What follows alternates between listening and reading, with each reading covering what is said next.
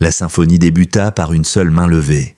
De minuscules doigts tendus vers le ciel du Tennessee, exigeant un silence absolu de la part de 14 paires d'yeux ambrés suspendus à ses gestes. Personne n'osait respirer, alors que Lily Anderson, 5 ans à peine, se tenait devant le demi-cercle de bergers allemands, sa frêle silhouette écrasée par la puissance de leur corps musclé. Les yeux de l'enfant, à la fois vides et étrangement omniscients, semblaient fixer un point bien au-delà de l'assemblée. Lorsque sa main s'abaissa, le chaos se mua en harmonie. 14 gorges libérèrent un chœur inexplicable s'élevant et retombant en parfaite synchronisation, tissant des motifs complexes que nul n'aurait cru possible venant d'animaux. Certains observateurs éclatèrent en sanglots, d'autres restèrent bouche bée, incapables d'y croire. Le shérif Cooper murmura au journaliste sidéré à ses côtés « Cette petite n'a pas prononcé un mot depuis qu'elle a vu mourir ses parents. Elle n'entend rien. Les médecins appellent ça du mutisme traumatique. » Le reporter secoua la tête incrédule. « Alors, comment ?» « C'est la question que tout le monde se pose, » répondit le shérif, le regard rivé sur Lily qui orchestrait son incroyable cœur canin. Et attendait de savoir ce qui s'est passé 6 mois plus tôt, quand la crue a tout ravagé. Il désigna d'un signe de tête Eleanor Blackwood, une femme au visage buriné qui veillait protectrice derrière Lily. Personne n'y a cru, pas avant de le voir de leurs propres yeux.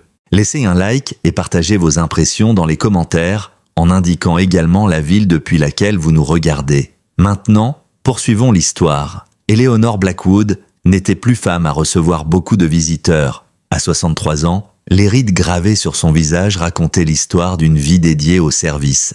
22 ans à dresser des chiens militaires, suivis de la perte silencieuse de son mari, James, emporté par un cancer 5 ans après son retour du front. Sa modeste ferme, en bordure de Riverbrook, Tennessee, était devenue à la fois son sanctuaire et sa prison. La plupart des habitants de la ville savaient qu'il valait mieux laisser Ellie tranquille. Chaque mardi, ils l'apercevaient chez Thompson's General Store, achetant ses provisions avec une précision militaire, échangeant à peine quelques mots polis. Ce qu'ils ignoraient, c'étaient les cauchemars qui la réveillaient chaque nuit à 3 heures du matin, les échos fantômes d'explosions, ou la manière dont sa main cherchait machinalement chaque matin le côté vide du lit où James n'était plus. Mais c'était la séparation avec son fils unique, Michael, qui lui lacérait le cœur le plus profondément. Leur dernière dispute, 8 ans plus tôt, avait laissé des mots trop durs pour être oubliés.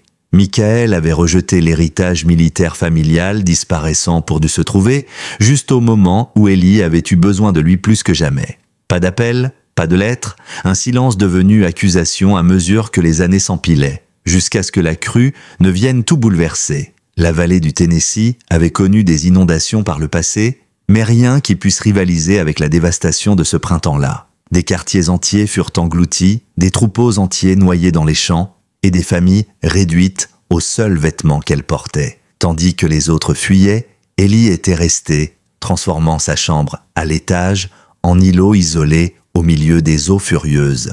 Ce fut au cours de ces 3 jours d'enfer que les chiens la trouvèrent, ou peut-être était-ce elle qui les trouva. Un par un, ils surgirent, nageant désespérément jusqu'à sa propriété, s'accrochant à des débris flottants ou perchés sur les toits de maisons abandonnées. Tous des bergers allemands. Lorsque les eaux se retirèrent, 14 paires d'yeux la fixaient avec espoir. Alpha fut le premier à apparaître, un mâle imposant à la prestance militaire, arborant une cicatrice guérie au travers du museau. Son maintien évoquait à Ellie les chiens de service qu'elle avait autrefois formés. Puis vint Shadow, maigre et terrorisé, sursautant au moindre bruit. Les autres suivirent. Duchess qui boitait, Scout à qui il manquait une oreille, Ranger qui tremblait dès que le tonnerre grondait, et 9 autres âmes blessées, portant chacune ses cicatrices visibles et invisibles. Ellie était loin de se douter que la crue avait charrié vers elle quelque chose de bien plus précieux que ces chiens cabossés par la vie.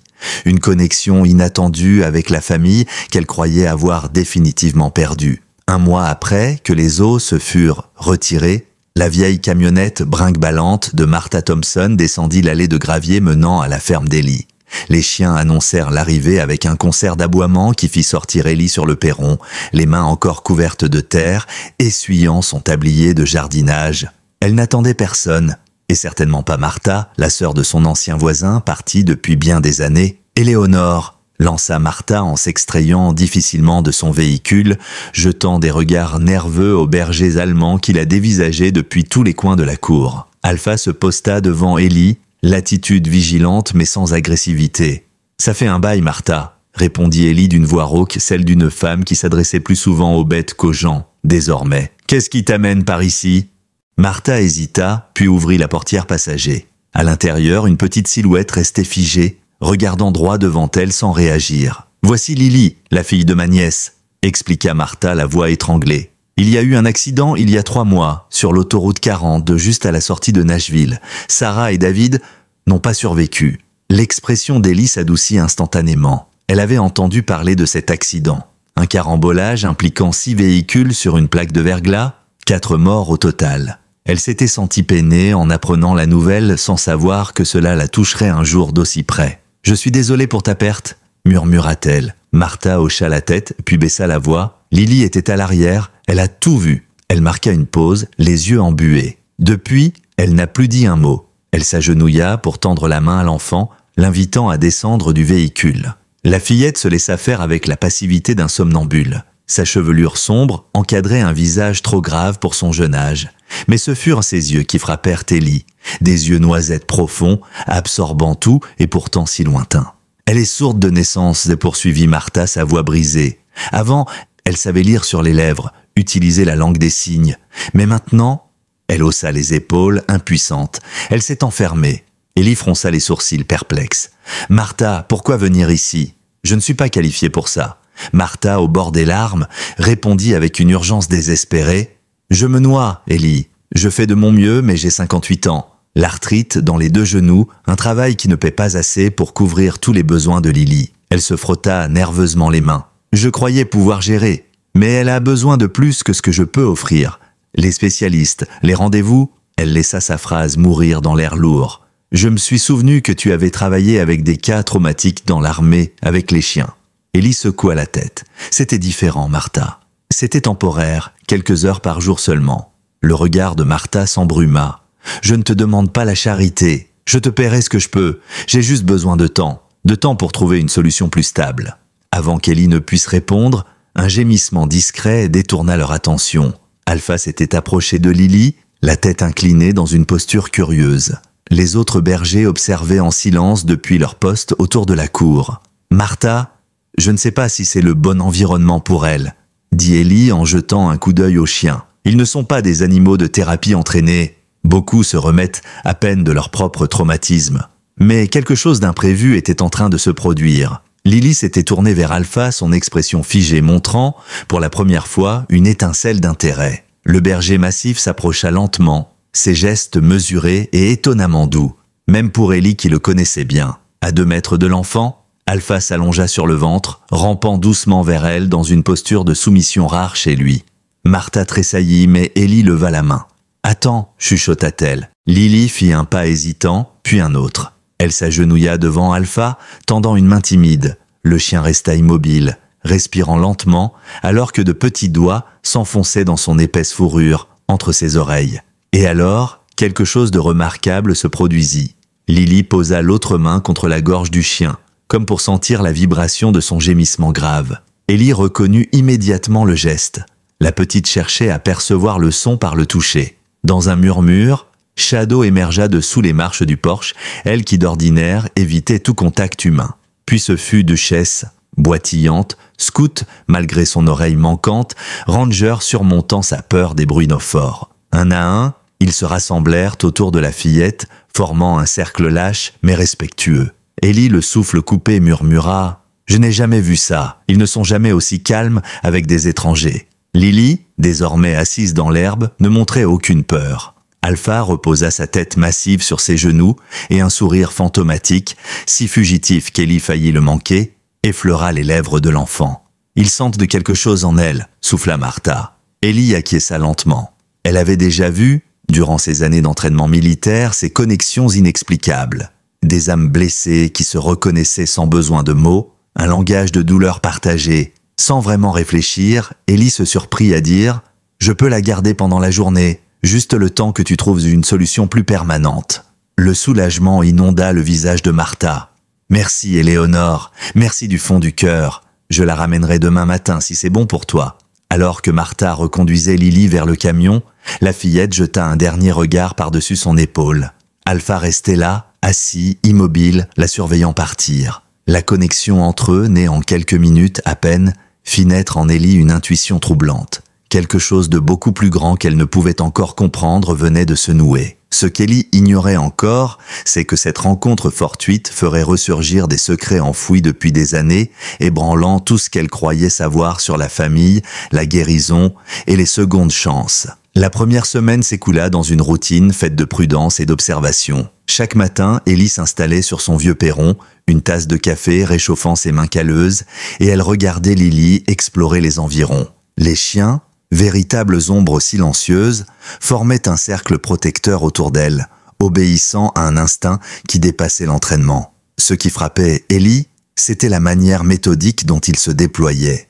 Alpha prenait systématiquement la tête, avançant quelques pas devant Lily, tandis que Shadow et Duchess se plaçaient de chaque côté, formant des ailes solides à ses flancs. Les autres se répartissaient en arrière-garde, dessinant un périmètre mouvant, chacun semblant échanger sa place selon une rotation parfaitement huilée. C'est comme s'ils avaient leur propre langage, commenta Ellie un soir, alors que Martha venait chercher Lily, visiblement exténuée par ses longues heures au restaurant. « J'ai dressé des chiens militaires pendant des décennies, dit Martha. Jamais je n'ai vu un tel niveau de coordination sans la moindre commande vocale. » Martha haussa les épaules, les traits tirés par la fatigue. Est-ce que ça a vraiment de l'importance si ça l'aide? Et en effet, cela l'aidait. À mesure que les jours passaient, de subtiles métamorphoses apparurent chez Lily. Son regard vide se faisait plus précis, plus présent. Elle se mit à transporter partout un petit carnet, esquissant des croquis approximatifs mais étonnamment détaillés des chiens. Pour une fillette de 5 ans, ses dessins captaient une étonnante justesse dans les postures et les regards. Le véritable tournant survint au 14e jour. Ellie était en train d'étendre du linge sur la corde lorsqu'elle aperçut Lily, assise en tailleur au milieu du jardin. 12 des bergers avaient formé un cercle parfait autour d'elle, tandis qu'Alpha et Shadow se tenaient droit devant. La petite fille leva lentement sa main droite. À la stupéfaction d'Ellie, tous les chiens s'assirent en parfaite synchronisation. Les draps humides glissèrent des mains d'Ellie, s'écrasant au sol sans qu'elle s'en aperçoive. Le bras gauche de Lily décrivit un mouvement ample. Les chiens, comme s'ils obéissaient à une partition invisible, s'allongèrent les uns après les autres, créant une ondulation harmonieuse autour d'elle. Quand elle leva ses 2 mains, les chiens se relevèrent d'un mouvement fluide, impeccablement ordonné. Ce n'était pas une simple obéissance, c'était une chorégraphie, délibérée, intentionnelle. « Mon Dieu !» murmura Ellie, la gorge serrée. Elle s'approcha doucement, comme on approche un miracle de peur de le faire fuir. Quand elle s'accroupit près de Lily, elle vit ce qu'elle n'avait pas distingué de loin. Les mains de l'enfant ne gesticulaient pas au hasard. Elle utilisait la langue des signes, un langage précis, fluide, que les chiens semblaient non seulement comprendre mais anticiper. « Tu leur enseignes la langue des signes », souffla Ellie, bien que Lily ne puisse pas l'entendre, incapable de retenir l'émerveillement dans sa voix. Lily leva les yeux vers elle, et dans ces yeux-là, Ellie vit quelque chose d'inédit depuis le jour de leur rencontre. Une étincelle de vie, fragile mais bien réelle. Sans un mot, la petite saisit la main d'Ellie, la plaçant doucement contre la gorge d'Alpha. Puis, elle réalisa un signe qu'Ellie ne reconnut pas immédiatement. Alpha émit un aboiement bref. Lily répéta le geste, cette fois 2 aboiements, puis un autre signe. 3 aboiements. Elle lui montrait. Elle enseignait à Ellie tout comme elle avait enseigné aux chiens. Ce soir-là, une fois Martha repartie avec Lily, Ellie grimpa au grenier et fouilla dans une vieille malle poussiéreuse. Ses doigts tremblants exhumèrent un album photo jauni. Elle tourna les pages avec précaution, s'arrêtant sur une image du passé, Michael adolescent posant avec une jeune fille au visage souriant lors d'une fête de l'école. Le souvenir de cette fille était vague. Michael avait toujours été discret sur ses relations. Mais un détail la troubla, les yeux de cette jeune fille.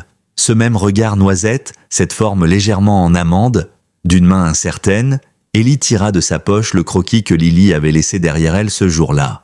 Un dessin d'Alpha, mais dont les yeux, étrangement, semblaient davantage inspirés de ceux de l'artiste que de ceux du chien. La révélation la frappa avec la violence d'une tempête. Lily avait ses yeux, et ceux de Michael. « Ce n'est pas possible », murmura-t-elle dans le silence de la maison endormie. Alpha s'approcha, Déposant sa lourde tête sur ses genoux, Ellie caressa distraitement sa fourrure, le cœur battant à tout rompre, ses pensées s'entrechoquant dans une confusion étourdissante. La coïncidence était trop grande. Le lendemain matin, une voiture familière gravit lentement l'allée de gravier. Le shérif Daniel Cooper sortit de son véhicule, la mine fermée, ses bottes croquant sur les cailloux mouillés. Les chiens, d'ordinaire paisibles, se mirent à aboyer à l'unisson, formant un mur sonore de vigilance. Ellie, déjà sur le perron, appela Alpha d'un geste rapide et le berger revint à ses côtés, bien dressé, même s'il restait sur ses gardes. « Bonjour Ellie », lança Daniel, restant prudemment près de sa voiture. À 60 ans, il avait le visage buriné d'un homme ayant vu passer son lot de tragédies, mais qui conservait une compassion discrète derrière son autorité naturelle. Lui et Ellie avaient grandi ensemble puis pris des chemins très différents. « Des plaintes ?» demanda Ellie d'une voix dure. « 3 appels cette semaine concernant ton cheptel, répondit-il. La réglementation du comté est claire. 3 chiens maximum par propriété résidentielle, sauf dérogation spéciale. Ellie hocha la tête, lasse. Je sais. Daniel ôta son chapeau, un geste qui en disait long sur son inconfort.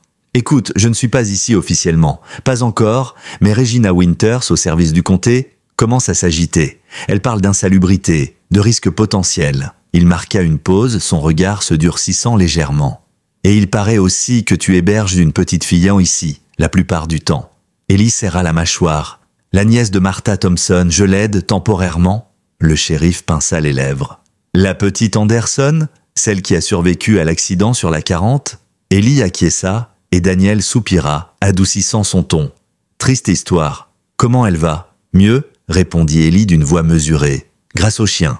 Le shérif balaya du regard la meute dispersée dans la cour, chacun des bergers observant attentivement sa moindre réaction. Il hocha lentement la tête. Ils ont l'air bien disciplinés. Mais 14 chiens, Ellie, après ce qui est arrivé dans ton unité militaire, elle le coupa sèchement. C'était différent. Là-bas, c'était des chiens de combat. Le silence s'installa, lourd de souvenirs qu'il préférait éviter. Daniel avait été l'un des rares à connaître les détails de l'accident en Afghanistan, celui qui avait coûté la carrière d'Ellie et blessé plusieurs de ses collègues. Finalement, Daniel secoua la tête. « Je vais gagner un peu de temps pour toi. Dire aux gens que j'ai inspecté et que je n'ai vu aucun danger immédiat. Mais il va falloir régulariser, Ellie. Obtenir les bons papiers ou de trouver une solution. » Il repartit sans attendre de réponse, laissant Ellie seule sur son perron, avec le poids oppressant de ses responsabilités et le spectre grandissant de l'inconnu. Cet après-midi-là, alors que Martha déposait Lily, quelque chose changea imperceptiblement. Au lieu de courir immédiatement vers les chiens, comme elle en avait pris l'habitude, Lily prit la main d'Ellie. Elle l'entraîna sans un mot jusqu'au centre du terrain, l'endroit même où, quelques jours auparavant, elle avait orchestré son étonnante symphonie silencieuse. Avec méthode, Lily guida les gestes d'Ellie, corrigeant ses doigts, repositionnant ses mains avec patience. Lorsqu'Ellie reproduisit les signes seuls, Alpha aboya 2 fois, court et précis, puis Scout, avec un grondement plus grave, suivit, et Duchess répondit d'un jappement aigu. Ranger compléta l'ensemble avec un gémissement, formant un motif sonore étrange mais harmonieux. Les mains de Lily dansaient dans l'air avec une assurance tranquille. La petite fille ne se contentait plus de donner des ordres aux chiens. Elle composait une musique vivante, utilisant la vibration de leur voix comme instrument. Pour la première fois depuis la tragédie, Lily sourit pleinement, ses yeux brillants de fierté, son visage éclairé par une joie pure. En cet instant, alors qu'Ellie assistait à ce miracle fragile, elle comprit qu'elles avaient franchi un seuil invisible. Il n'était plus question d'un simple accueil temporaire ou d'une aide de circonstance. Il s'agissait désormais de protéger ce lien à tout prix. Qu'importe les règlements du comté, qu'importe les menaces voilées de Regina Winters. Pour Lily, pour Alpha, pour tous ceux qui avaient été brisés et trouvaient ici, dans ce lieu improbable, une raison de guérir. Et pour elle-même aussi, Ellie le savait maintenant. Parce que quelque part, derrière les murs qu'elle avait dressés, l'espoir renaissait. La nouvelle de Lily et de sa meute silencieuse se répandit à travers Riverbrook aussi rapidement que la crue quelques mois plus tôt. Les petites villes ont cette capacité étrange à propager les histoires.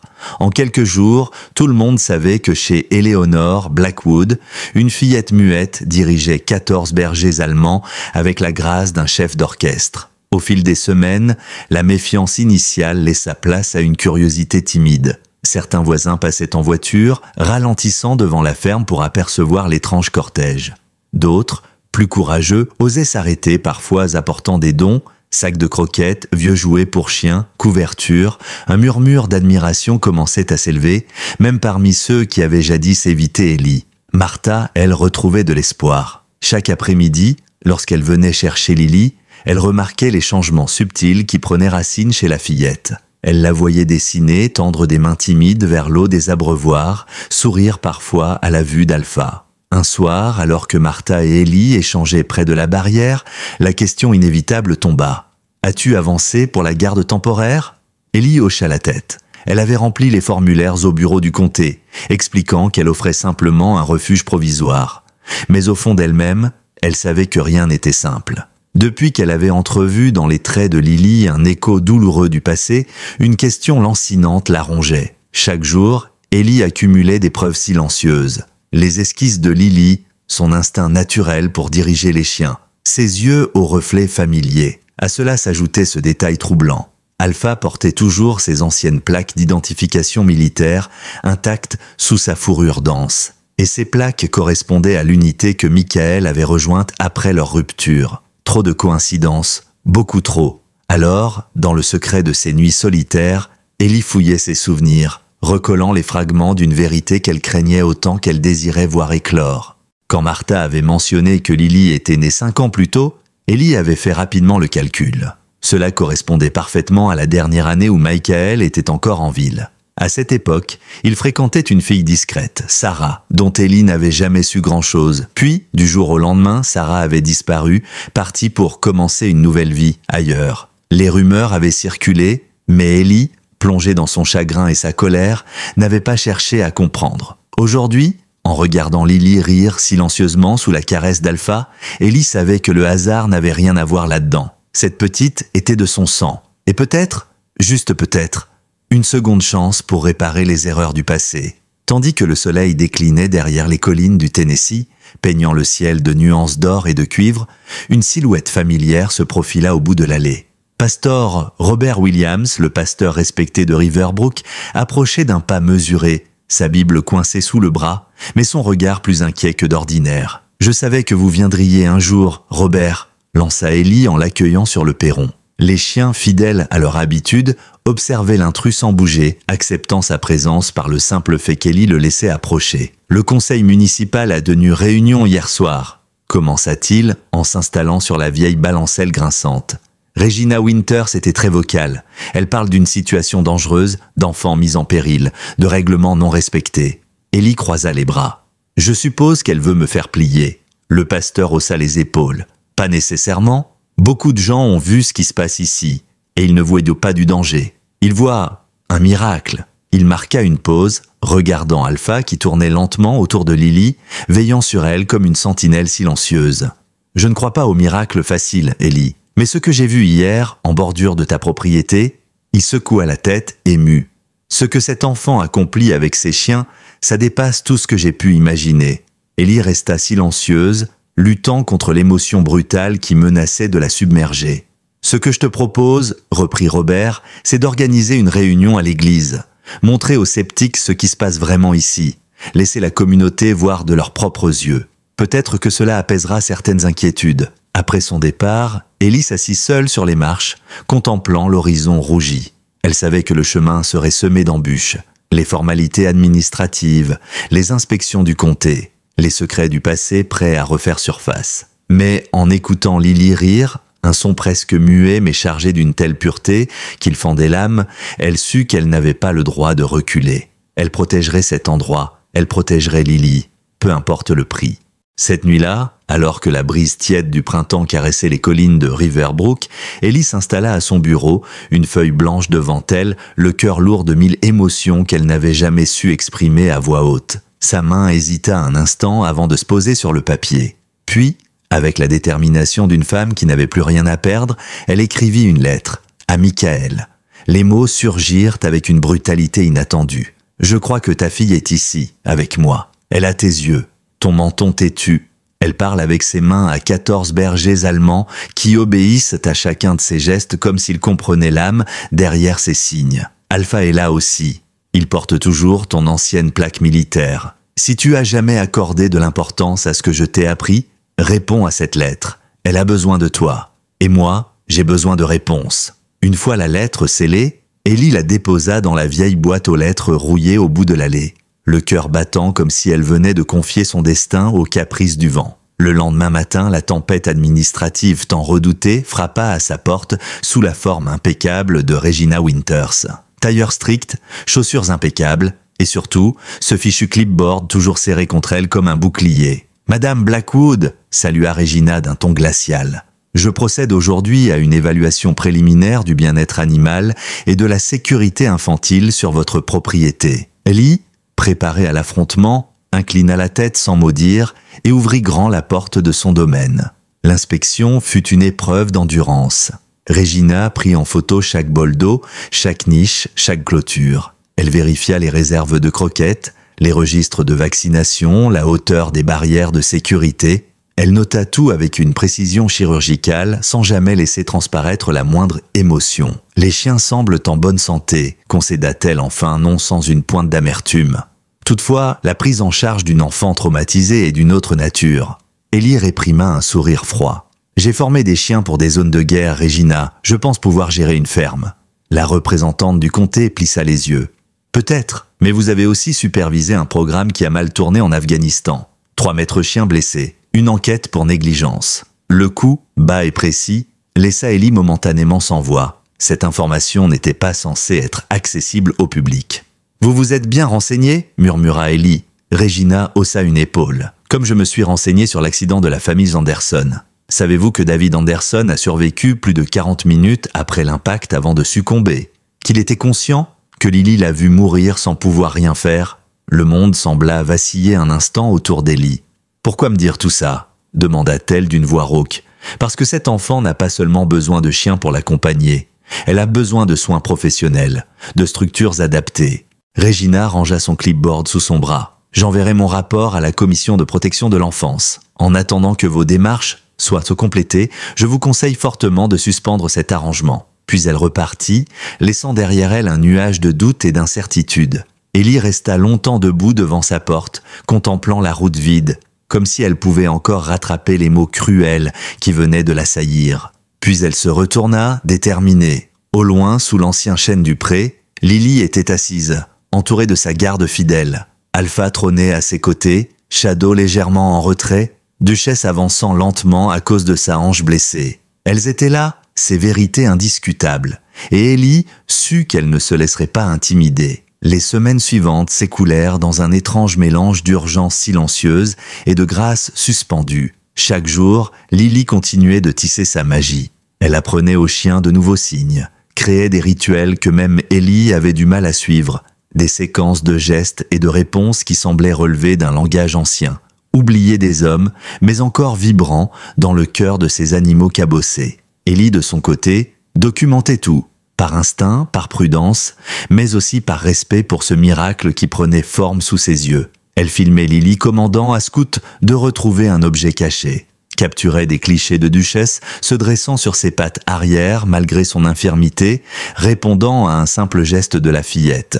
Elle enregistrait surtout ses symphonies improvisées, un cercle de bergers allemands aboyant, grondant, hurlant, non pas dans la cacophonie, mais dans un rythme, un souffle, une pulsation quasi musicale. Chaque soir, après le départ de Martha et de Lily, Ellie s'asseyait au pied de la boîte aux lettres, guettant désespérément une réponse de Michael. Mais la boîte restait vide, jour après jour, comme si le monde extérieur hésitait à pénétrer dans le sanctuaire fragile qu'elle avait bâti. Tout bascula lorsque le journal local publia un article en première page. Inquiétude autour de la fillette des chiens. Le titre, racoleur, plantait le décor d'une controverse publique. L'article, sans surprise, citait des sources anonymes parlant de conditions insalubres, de chiens dangereux et soulignait la surveillance accrue de Regina Winters. Mais au centre de la page, il y avait aussi une photo, floue, maladroite, mais poignante. Lily, au milieu de sa meute, les bras levés, le visage éclairé par une joie pure et sans défense. Cette image fit l'effet d'une déflagration à Riverbrook. Le pasteur Williams, fidèle à sa promesse, organisa en urgence une réunion communautaire à l'église. Quand Ellie et Martha y arrivèrent, la salle était déjà pleine à craquer. débordant d'une foule partagée entre l'inquiétude et l'émerveillement. Regina Winters prit la parole en premier, exposant calmement ses arguments. Elle évoqua les règlements, les statistiques sur les morsures canines, les normes de protection de l'enfance. Elle parlait de risques, de dangers, de procédures.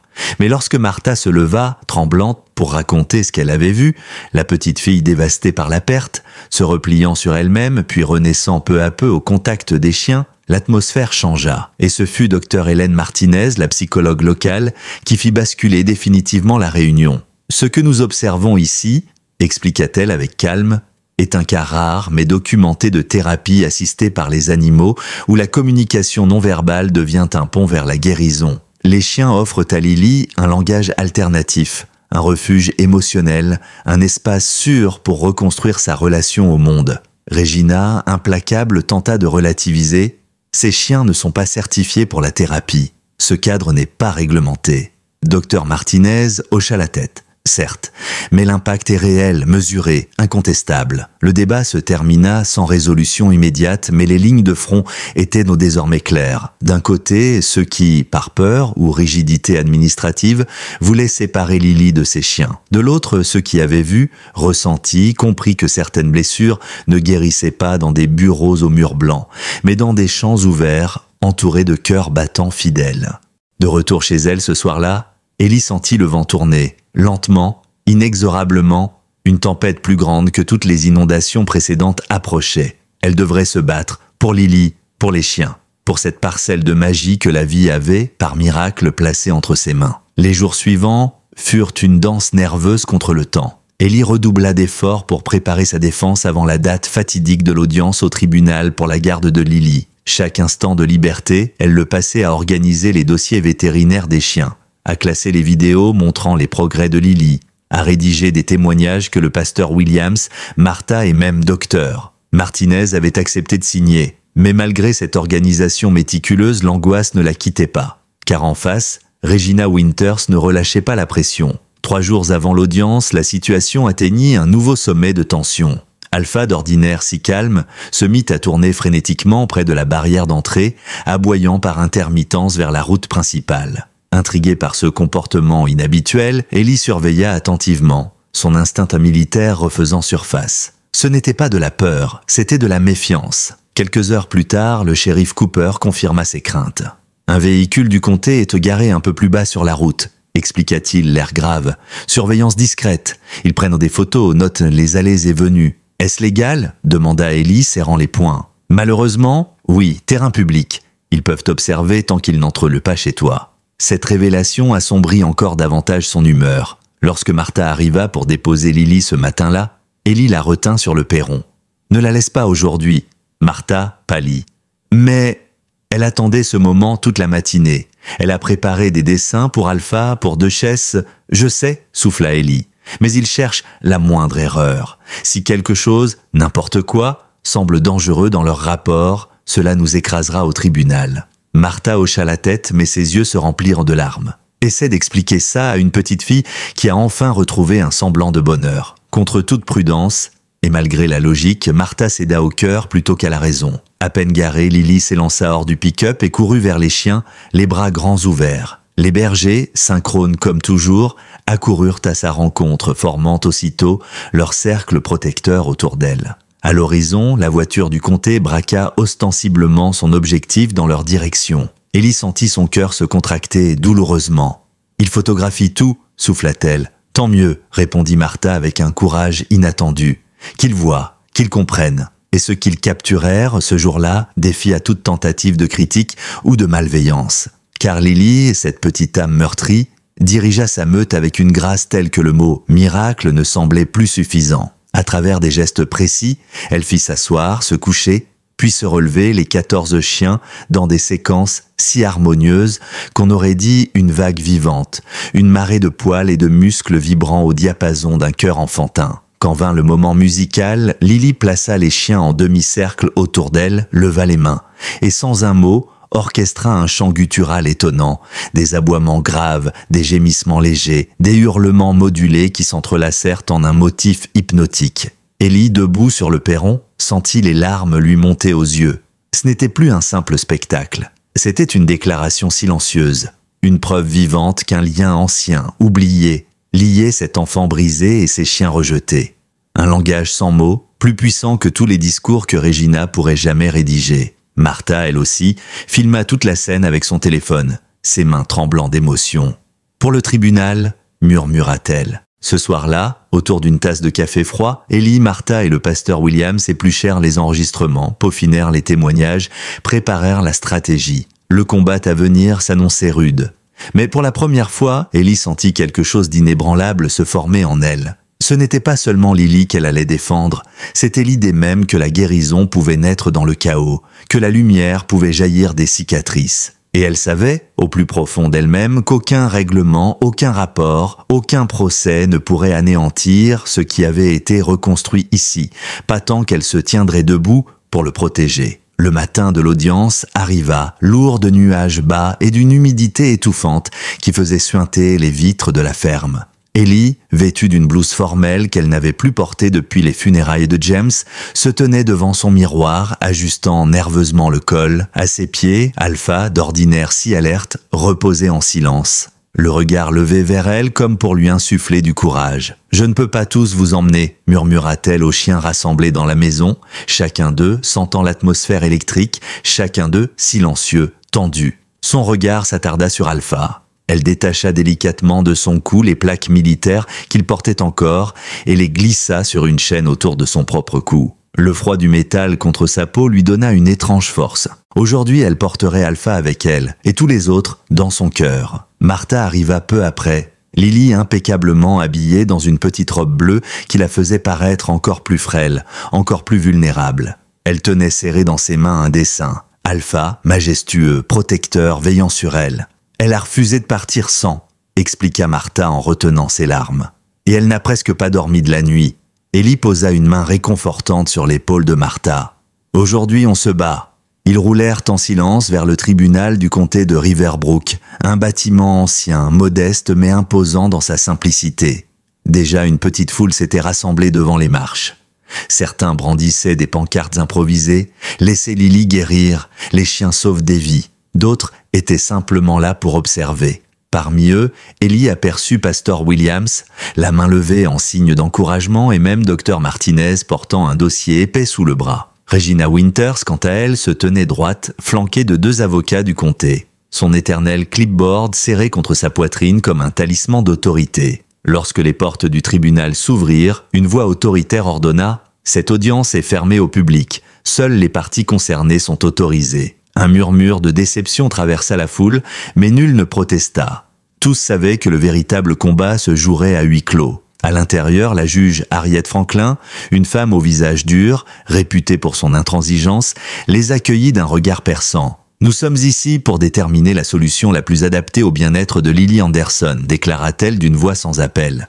Rien d'autre n'importait aujourd'hui. Regina ouvrit le bal, déroulant méthodiquement ses arguments. Des photos des chiens, des extraits du règlement du comté, des statistiques sur les risques liés aux animaux de grande taille. Elle brossa un tableau clinique froid où Ellie apparaissait comme une femme isolée, marquée par un passé militaire trouble, incapable de garantir un environnement sûr pour une enfant fragile. Chaque mot résonnait comme un coup de marteau dans la salle silencieuse.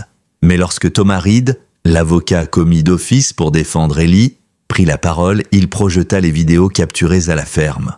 On y voyait Lily, d'abord effacée, quasi absente, puis peu à peu renaissante au contact des chiens. Ses gestes sûrs, ses sourires timides, sa maîtrise parfaite de cette langue silencieuse qu'elle avait inventée. Puis Dr Martinez fut appelé à la barre. Avec calme, elle expliqua « Ce que vous voyez est un phénomène rare, une communication authentique, thérapeutique. Ces chiens sont devenus pour Lily des extensions de son propre corps, de ses propres émotions.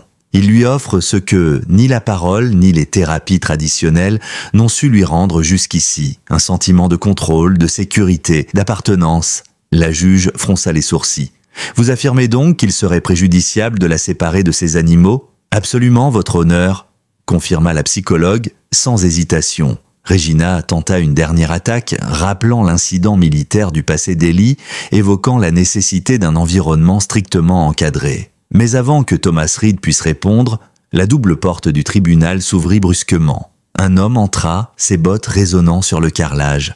Grand, les traits tirés, portant les cicatrices invisibles d'années de guerre. Michael Blackwood. Son regard balaya la salle jusqu'à se poser sur Ellie, puis sur Lily. Le silence tomba comme une chape de plomb. Même la juge parut décontenancée. « Monsieur, lança-t-elle, irritée, ceci est une audience privée. » Michael s'avança d'un pas ferme. « Mon nom est Michael Blackwood, » déclara-t-il d'une voix grave. « Je suis peut-être le père biologique de Lily ?» Un murmure choqué parcourut la salle d'audience. Ellie sentit son cœur cesser de battre. Tout allait changer. Le tumulte envahit la salle d'audience. La juge Franklin frappa plusieurs fois de son marteau, rétablissant l'ordre d'une voix tranchante. « Silence !» Elle fixa Michael d'un regard dur. « Approchez, monsieur Blackwood. Vous comprendrez que cette déclaration exige vérification. » Michael avança d'un pas mesuré, s'arrêtant devant la barre comme un soldat devant son supérieur. À ses côtés, Thomas Reed échangea un rapide regard avec Ellie, qui restait pétrifiée, la bouche sèche, incapable de détourner les yeux de son fils. Dans les minutes suivantes, pendant que les assistants du tribunal vérifiaient l'identité de Michael et les documents qu'il tendait avec des mains tremblantes, Ellie sentit le monde basculer sous ses pieds. La lettre qu'elle avait envoyée, la prière silencieuse glissée dans la boîte aux lettres rouillées. Il l'avait reçue, et il était venu. La juge consulta rapidement les papiers, son visage impassible, puis s'adressa à la salle. Après examen, il semble que M. Blackwood a bien été listé comme père biologique de Lily Anderson dans des documents annexes retrouvés suite au décès de Sarah et David Anderson. Le souffle collectif dans la salle était presque palpable. La juge continua. Cette information modifie fondamentalement la nature de cette audience. Monsieur Blackwood, avez-vous l'intention de demander la garde de votre fille ? Michael jeta un regard furtif à Lily, qui, blottie contre Alpha, observait la scène avec de grands yeux incertains. Puis il répondit, d'une voix rauque mais ferme, « Oui, votre honneur, mais je ne souhaite pas la séparer de ce qui l'aide à guérir. » Un silence solennel tomba. La juge se massa les tempes, visiblement consciente de la complexité de la situation. « Vous comprenez que, en tant que parent biologique, vous avez un droit présomptif à la garde. Mais l'environnement proposé doit être sécurisé, adapté aux besoins de l'enfant. » Michael acquiesça. « Je suis prêt à vivre sur la propriété de ma mère. À travailler avec elle, à suivre toutes les formations nécessaires, à faire ce qu'il faut. » Dans le regard de la juge, une hésitation flotta. Puis lentement, elle se tourna vers Regina Winters. « Madame Winters, quelles seraient les exigences pour que cette propriété soit conforme à une cohabitation enfants-animaux ?» Pris de court, Regina consulta nerveusement ses notes. « Il faudrait renforcer les structures existantes, sécuriser les espaces, séparer les zones de vie humaine et animale, entamer des démarches de certification pour les chiens identifiés comme ayant des aptitudes thérapeutiques. Cela représenterait un coût et nécessiterait des inspections régulières. » « Est-ce faisable ?» demanda la juge d'une voix tranchante. Regina parut hésiter, puis acquiesça contrainte. « Avec engagement et ressources, oui. » La juge hocha lentement la tête. « Alors voici mon jugement préliminaire. » Elle fixa chacun des protagonistes avec une intensité sans faille. La garde temporaire de Lily Anderson est confiée à Michael Blackwood, à condition qu'il réside sur la propriété de Madame Blackwood. Les démarches pour rendre les lieux conformes doivent débuter immédiatement. Les progrès seront suivis de près. En cas de non-respect ou de signe de danger, la garde sera réévaluée sans délai. Puis elle ajouta, dans un souffle presque humain, « L'intérêt supérieur de Lily prime. » Et il est évident que séparer cet enfant de ses chiens serait une tragédie inutile. Le marteau s'abattit une dernière fois, scellant cette décision fragile, ce sursis inespéré. À cet instant précis, Ellie rencontra le regard de son fils. Il ne s'était pas pardonné, pas encore, mais quelque chose d'essentiel, venait d'être sauvé, peut-être même retrouvé. Lorsque le marteau de la juge Franklin s'abattit pour sceller la décision, un soupir collectif sembla s'échapper de la salle d'audience. Pas un cri de victoire, pas un applaudissement, seulement cette libération silencieuse de l'air que tout le monde retenait depuis trop longtemps. Lily, blottie contre Alpha, ne comprenait pas encore toute l'ampleur de ce qui venait de se jouer. Mais elle sentit, dans les gestes soulagés d'Ellie, dans le regard embué de Michael, que quelque chose de fondamental venait de changer. Ils quittèrent le tribunal sous une pluie légère, le bitume brillant sous les lumières de la ville. Devant les marches, la foule s'était dispersée, mais quelques visages familiers restaient. Pastor Williams tenant un parapluie usé, Dr Martinez serrant son classeur contre elle comme un bouclier, et même Regina Winters debout à l'écart, le visage dur, mais non exempt d'une forme de respect et résigné. Sheriff Cooper les rejoignit, son chapeau à la main. « Félicitations » dit-il simplement à Michael, « mais maintenant commence la partie la plus difficile. » Michael hocha la tête. « On est prêt » répondit-il sans trembler. Ils rentrèrent à la ferme sous la pluie. Alpha voyagea sur la banquette arrière du vieux pick-up, la tête posée sur les genoux de Lily. Dehors, le monde semblait lavé, nettoyé par les éléments, comme si même le ciel accordait une seconde chance. La maison était plongée dans une douce lumière dorée quand ils arrivèrent. Duchess boitillait jusqu'à la porte, suivie de scouts et de rangers, leur queue battant l'air avec une vigilance heureuse. Les chiens avaient ressenti l'absence, l'angoisse, et maintenant ils ressentaient le soulagement. Ellie poussa la porte et laissa tout le monde entrer, sans crier, sans ordonner. Ils savaient, tous savaient. Cette nuit-là, autour de la vieille table de chêne, entre des tasses de café fumant et les dessins maladroits de Lily étalés devant elle, une sorte de pacte silencieux se forma. Pas de grande déclaration, pas de résolution solennelle, juste la promesse muette qu'il ferait tout ce qu'il faudrait. Michael dormit dans son ancienne chambre, où les posters fanés de son adolescence racontaient encore des histoires oubliées. Lily, elle, refusa de dormir ailleurs que dans sa chambre improvisée. Alpha couchait en travers de la porte, monture de velours entre elle et le monde. Et Ellie, pour la première fois depuis des années, sentit son cœur se détendre un peu, s'alléger, malgré l'avenir incertain. Le lendemain matin, l'aube se leva sur un balai silencieux. Des ouvriers, bénévoles, voisins, amis, parfois même d'anciens ennemis, affluèrent pour transformer la ferme. Le pasteur Williams, un marteau à la main, dirigeait les opérations avec une vigueur surprenante pour son âge. On renforçait les clôtures, installait des panneaux de sécurité, aménageait des zones distinctes pour les chiens et les humains. Le vieux hangar fut converti en abri certifié pour les bergers allemands. Chacun avec son espace individuel, ses soins documentés, son carnet de vaccination à jour. Regina, fidèle à son rôle, passa à inspecter. Mais cette fois, elle se contenta de hocher la tête, prenant des notes, sans chercher la faille, avec le même acharnement qu'auparavant. Le changement n'était pas miraculeux. Il était né de l'effort, de la détermination, de la volonté de ne pas laisser la peur dicter la loi. Et surtout, il était né de Lily. Car pendant que les adultes s'affairaient à clouer, à visser, à consolider, Lily enseignait. Patiente, méthodique, elle initia Michael aux gestes qu'elle utilisait avec Alpha, lui montrant comment dire « assis, viens, bon chien », sans émettre un son. Michael, maladroit au début, persévéra. Et lorsque pour la première fois Alpha répondit à ses signes sans hésitation, le sourire qui éclata sur le visage fatigué du jeune père fut si sincère, si bouleversant, qu'Ellie dut détourner les yeux pour cacher ses larmes. La route serait longue. Le passé ne s'effaçait pas en un claquement de doigts. Mais ici, sur ce bout de terre baigné de lumière et de pluie, quelque chose de nouveau grandissait. Quelque chose de fragile, de précieux, quelque chose qui ressemblait furieusement à une renaissance. La routine, cette complice silencieuse de la guérison, reprit peu à peu ses droits sur la ferme Blackwood. Chaque matin, Lily ouvrait les yeux avant l'aube, son premier geste cherchant la chaleur familière d'Alpha à ses côtés. Ensemble, ils descendaient dans la cour, retrouvant Scout, Duchesse, Ranger et tous les autres, formant ce cercle vivant de loyauté silencieuse.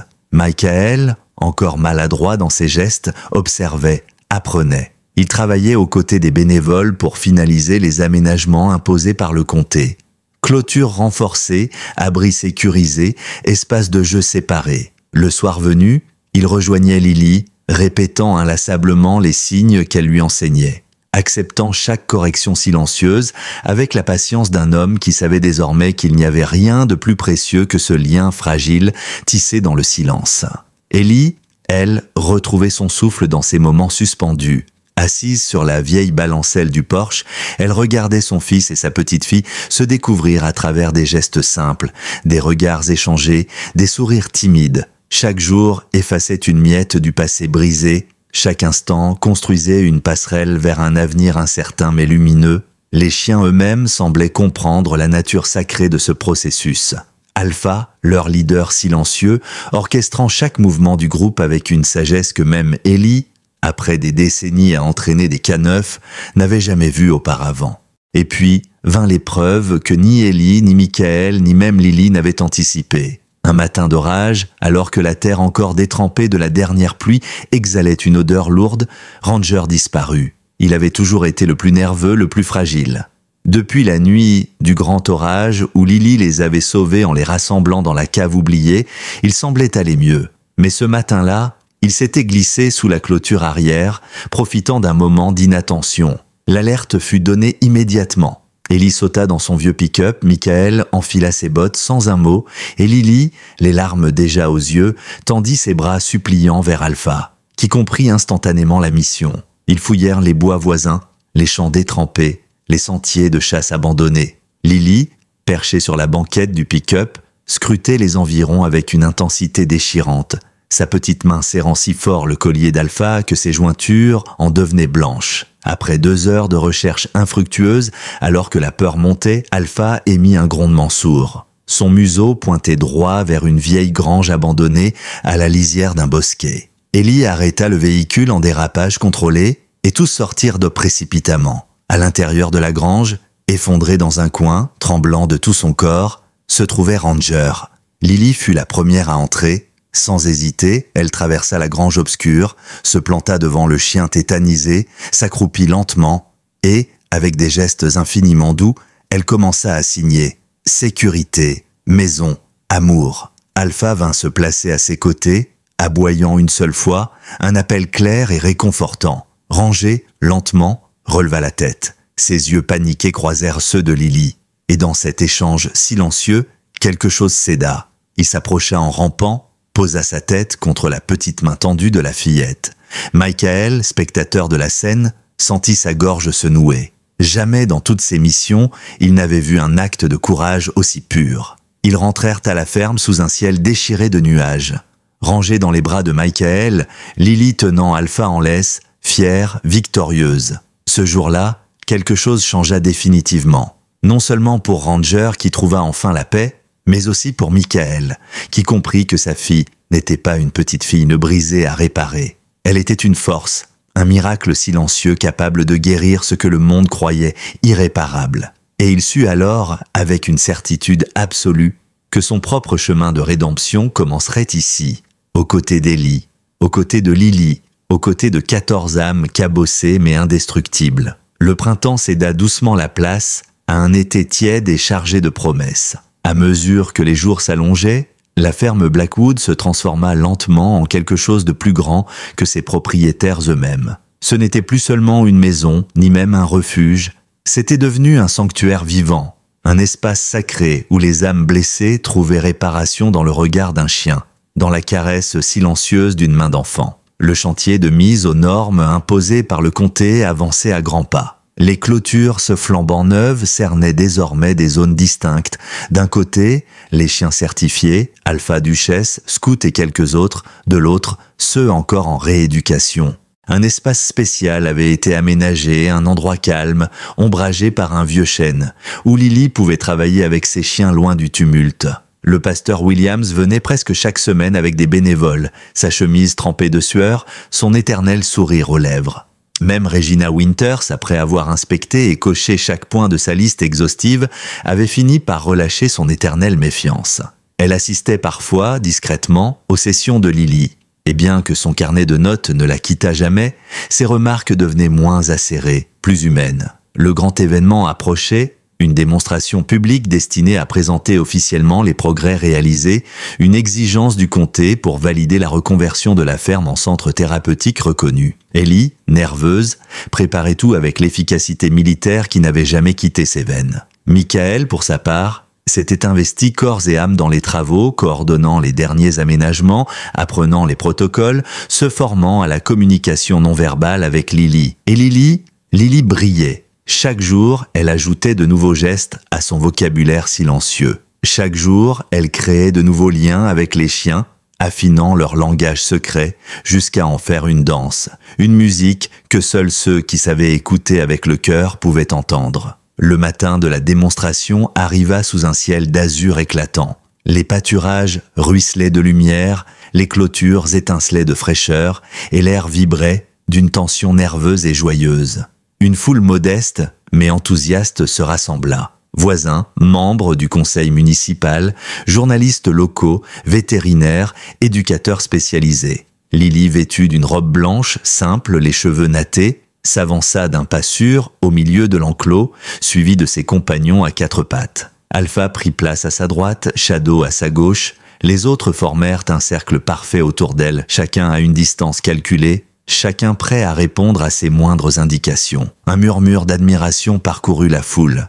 Puis sans un mot, Lily leva les bras. Le silence tomba. À son premier geste, tous les chiens s'assirent d'un seul mouvement, comme un seul être. À son second signe, ils se couchèrent, alignés comme une marée disciplinée. Puis, dans une séquence hypnotique, elle les fit passer d'une posture à l'autre. Debout, assis, roulés, debout encore dans une chorégraphie silencieuse et parfaite. Puis vint le moment que beaucoup attendaient sans savoir s'il serait possible. Lily leva les bras au ciel. Alpha lança un long hurlement grave. Shadow répondit, plus aigu. Puis Duchesse, Scout, Ranger, chacun ajoutant sa voix, ses notes, ses modulations. Ce n'était plus un concert de hurlements, c'était une symphonie. Une musique primitive, viscérale, qui vibrait jusque dans les os.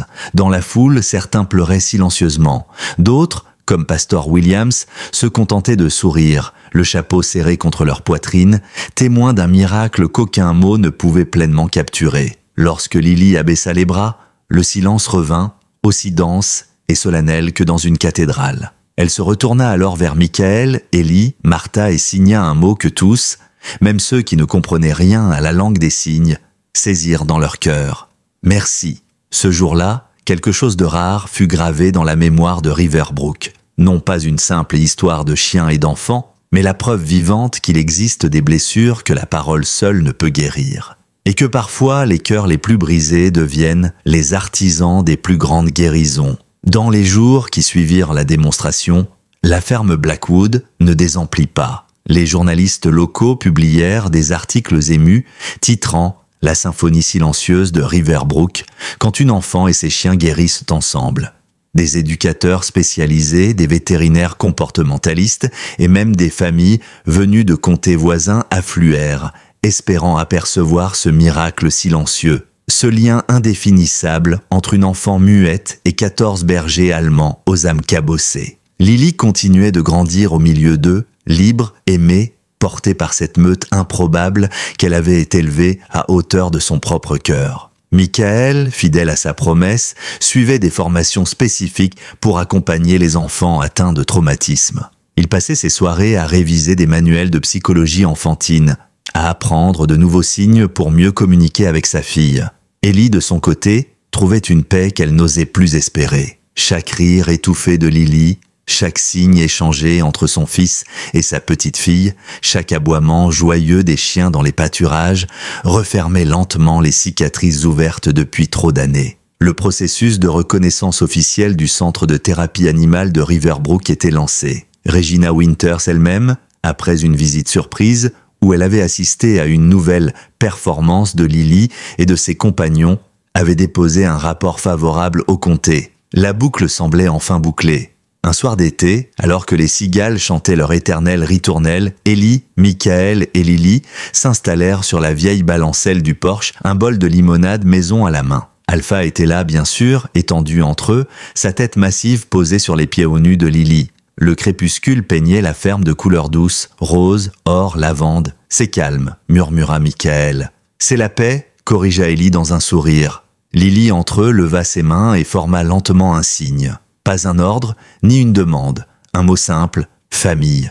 Michael sentit les larmes lui monter aux yeux. Pas des larmes de douleur, des larmes de reconnaissance. Il posa doucement sa main sur celle d'Ellie, qui tressaillit d'abord, puis serra ses doigts en retour, rompant enfin sans un mot 8 années d'orgueil et de silence.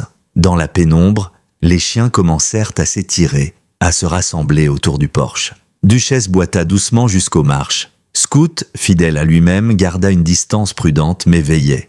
Ranger, réhabilité, s'approcha assez près pour poser sa truffe contre le genou de Lily. Alpha, majestueux Alpha, leva la tête vers le ciel, puis, d'un souffle profond, émit un grondement grave, presque un chant. Et un à un, les chiens reprirent, tissant dans l'air du soir, une mélodie rauque, une prière canine, un serment silencieux, un hymne de loyauté, de guérison, d'amour inconditionnel. Sous ce cœur imprévisible, dans la chaleur du soir, entouré d'êtres qui avaient tous, d'une manière ou d'une autre, survécu à la tempête, Lily s'endormit, son visage paisible, éclairé par la dernière lumière du jour. Et pendant longtemps, très longtemps, Ellie et Michael restèrent là, à écouter, à se souvenir que parfois, les plus belles reconstructions naissent du silence, que parfois, la famille n'est pas seulement un lien de sang, c'est un cercle sacré d'êtres qui, malgré les cicatrices, choisissent de rester. Dans nos années crépusculaires, il nous arrive de réfléchir à ce que nous avons manqué, aux réconciliations que nous avons fuies par orgueil, par peur. L'histoire de Lily nous rappelle que tant qu'il reste de la lumière, il est toujours temps de pardonner, toujours temps d'aimer, toujours temps de reconstruire, même quand les mots nous manquent, même quand la douleur est trop lourde pour être portée seule. Parfois, il suffit d'un geste, d'un regard, d'une main tendue ou du hurlement d'un chien fidèle pour rallumer ce feu ancien que nous pensions éteint. Laissez cette histoire résonner en vous comme une symphonie silencieuse. Car au bout du compte, ce n'est pas dans la perfection que naissent les miracles, c'est dans la résilience et dans l'amour qui, malgré tout, refuse d'abandonner. J'espère que vous avez apprécié cette histoire. Abonnez-vous à la chaîne pour ne pas manquer d'autres récits comme celui-ci. Laissez un like et dites-nous en commentaire ce que vous avez pensé de cette histoire.